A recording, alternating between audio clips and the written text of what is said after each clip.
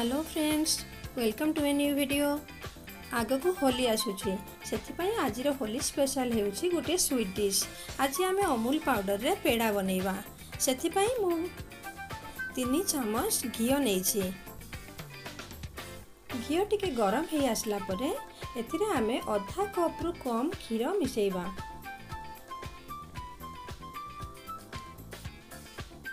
याको भल भाव रे मिसई नबा।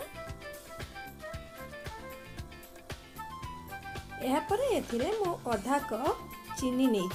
चीनी को या सहित मिसई नेबा। याको एमती भल भाव रे गोळेई नेबा।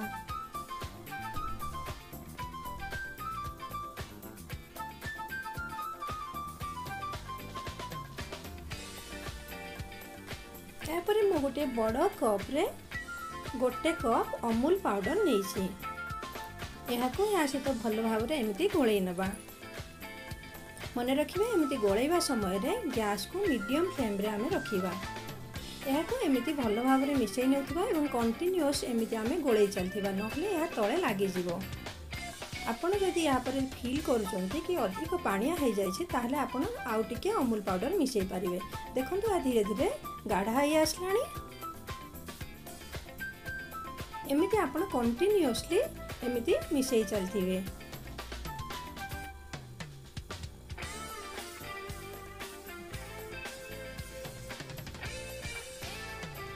एबे आपण देखि पारथिबे या केते ठीक हे आसलाणी।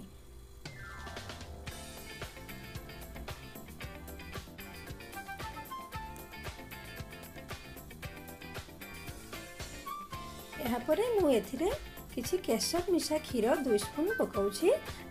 एथिरे भलो कलर आसी थाए। जदि आपनक पाखरे केसर नाही ताहले आपण याको पूरा स्किप करि पारिबे। याको एबे हमें भलो भाव रे मिसई नबा। देखंतु केते भलो कलर आसी जाय छै। एबे हमें गैस रो फ्लेम को ऑफ करनेबा एवं हाफ टी स्पून घी एथिरे मिसई नेबा।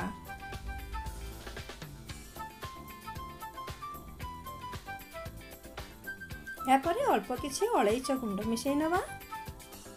या परे याको 2 हाथ रे छोट छोट बॉल करी मझिरे गोटे गोटे आलमंड रखी सजै नेबा। देखंतु या केते सुंदर देखा जाउछि एवं बहुत स्वादिया मध्य लागिवो। आपण याको घरे निश्चय बनांतु एवं होली रे आपण फैमिली सहित एंजॉय करंतु।